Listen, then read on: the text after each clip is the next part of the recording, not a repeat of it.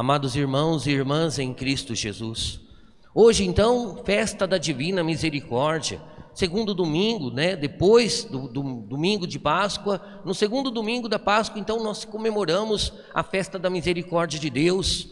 A data escolhida foi justamente por causa das leituras, onde a gente salienta bastante o perdão de Deus. Jesus vai aparecer para os discípulos, ele vai dizer várias vezes: a paz esteja convosco. A paz do Senhor é aquilo que nos garante a fé. Uma pessoa que tem paz no seu coração é a pessoa que acredita, a partir de que Deus estando com ela, tudo será vencido. Então Jesus reforça: a paz esteja com vocês. E por que ele reforça isso? Porque estavam presos na casa, com portas fechadas, por medo dos judeus. Aí o medo então vem como falta de fé. E todo o texto que nós ouvimos é realmente para sublinhar a fé. Aí se destaca a pessoa de Tomé. Mas no primeiro momento que Jesus apareceu, Jesus também mostra as marcas, porque os discípulos acreditaram porque ele mostrou as marcas. São Tomé era só mais um no meio dos discípulos que passaram pelo trauma de ver Jesus crucificado. Ninguém sabia o que era ressurreição. Embora Jesus tenha explicado 1000 vezes, aqueles homens não acreditavam tanto dessa forma. E quando Jesus vem, eles precisam ver: é você mesmo? E Jesus mostra as mãos. E Tomé então é mais uma imagem de alguém que não crê.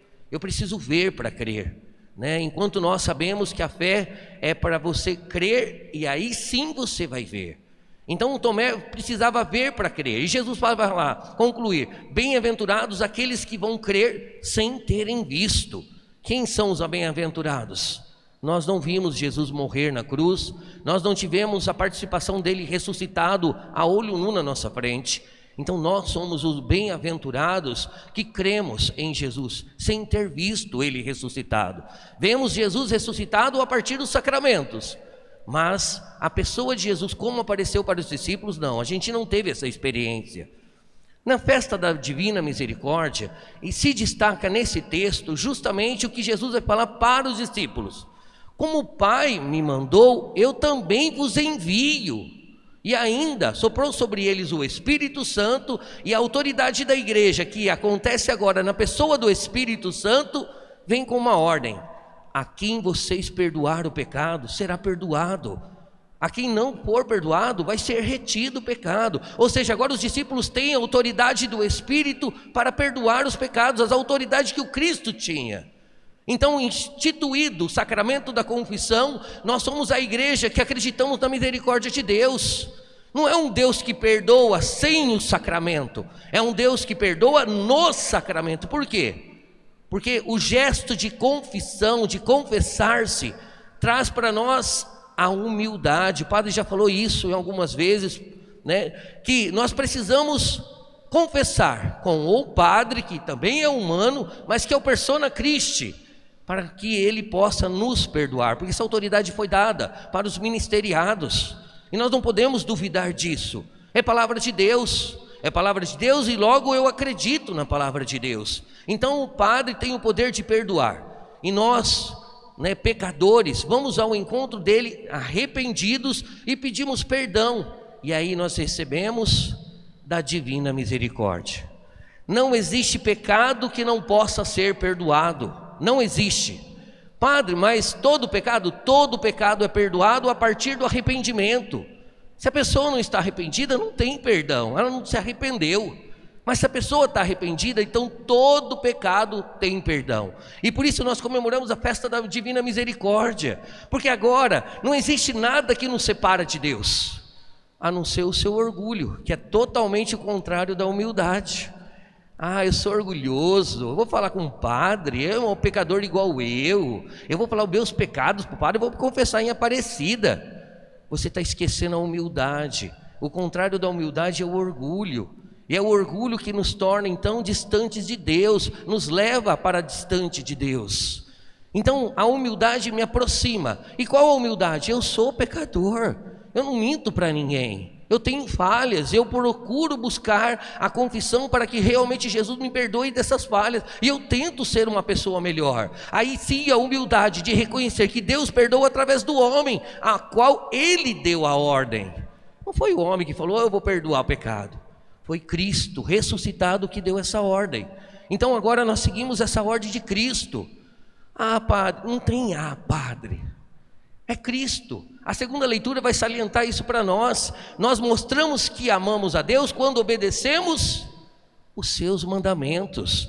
Quando nós obedecemos o que Ele nos pede, quando nós aceitamos o que Ele nos pede, sim, que nós demonstramos amor a Ele. Quando você faz contrário daquilo que Ele pede, você não mostra amor a Deus. Você não mostra, e aí tudo está embutido, a humildade e o orgulho. Eu não quero me confessar, porque eu sou orgulhoso. Não, agora eu sou humilde, eu vou ao encontro, eu sou errante. Porque muitas vezes o orgulhoso fala que se confessa com Deus, mas muitas vezes em Deus, ele já mostra para Deus que, opa, eu errei por causa disso ou daquilo, ou seja, eu sou tão Deus quanto Deus. O orgulho vai nos levando a crer e a, todo dia pensar que eu sou melhor que todos. Por isso a confissão vem para me mostrar que eu sou pecador como todo mundo. Eu sou tão errado como muitas pessoas são erradas. Então eu não tenho direito de criticar, eu não tenho direito de julgar. Uma pessoa que muitas vezes julga o outro é porque ela se sente melhor do que o outro. E é sempre nessa busca de eu me sentir melhor que eu vou me separando cada vez mais de Deus.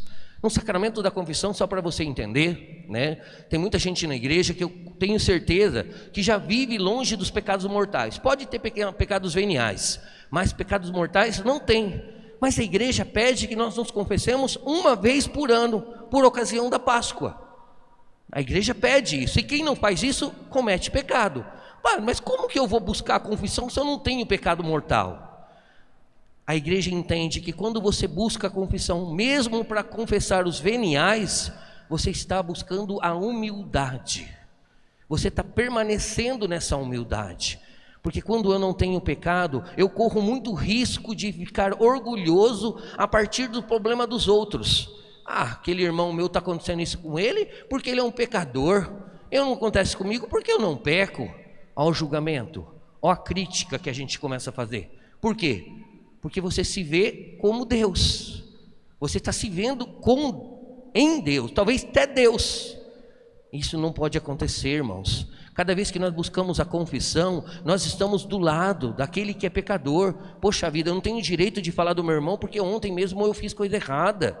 Ontem mesmo eu pensei uma coisa errada. Então, sempre dito aquilo que Jesus ensinou. Atire a primeira pedra quem nunca pecou. Quem nunca pecou? Então nós não temos o direito de condenar ninguém. Nós somos as pessoas da misericórdia porque Deus é o nosso Pai de misericórdia. Nós somos as pessoas do perdão porque Deus é o Pai do perdão. Se Deus me pede para perdoar, e se esse é o mandamento dele, amar o próximo, e como eu amo o meu próximo, eu perdoo ele sempre, significa que nós temos que ser obedientes. Porque se não formos obedientes, estamos deixando de amar a Deus. Só para vocês entenderem um pouquinho melhor, gente, diante dos raios do peito de Jesus, no alto da cruz ele foi ferido com a lança, e da lança veio a água e o sangue. Jesus deu todo o seu sangue por causa de nós. A partir da visão de Santa Faustina, que Jesus veio e saíam raios do peito dele, raios vermelhos e raios brancos, não é somente esses raios que saíram do alto da cruz como sangue e água, não era somente isso. Tem um sentido todo profundo dentro disso. Os raios brancos significam o batismo. Nós somos lavados no batismo. Deus nos lava, então nós somos batizados e nós nos tornamos limpos, nós nos tornamos então brancos. A ideia do branco, do raio branco que sai, é a limpeza do coração, porque Deus nos batiza, Deus nos perdoa os pecados, e aí eu começo uma vida. Só que essa vida, ela não pode ser, por exemplo, às vezes eu digo que acredito em Jesus, às vezes eu falo que acredito e cumpro os mandamentos dele, mas eu não convivo com Deus. Aí vem os raios vermelhos. Jesus não quer que você somente acredite nele, Jesus quer viver com você. Aí os raios vermelhos significam o sacramento da comunhão. Jesus que doou o seu sangue, Jesus que doou a sua carne para viver dentro de nós. Se nós vivemos em Deus, se nós fazemos o que Ele manda, nós não podemos estar alheios. E aí você vai entender o que é ressurreição. Quando Tomé diz que precisa ver, muitos de nós cometemos o mesmo erro de Tomé. Por quê? Porque o que está vivo dentro de você? Deus não quer que você acredite externamente, Deus quer que você acredite dentro. E para você acreditar dentro, você tem que ter uma vivência dentro, uma intimidade dentro com Deus. O seu coração tem que ser dele. Explicando um pouquinho melhor,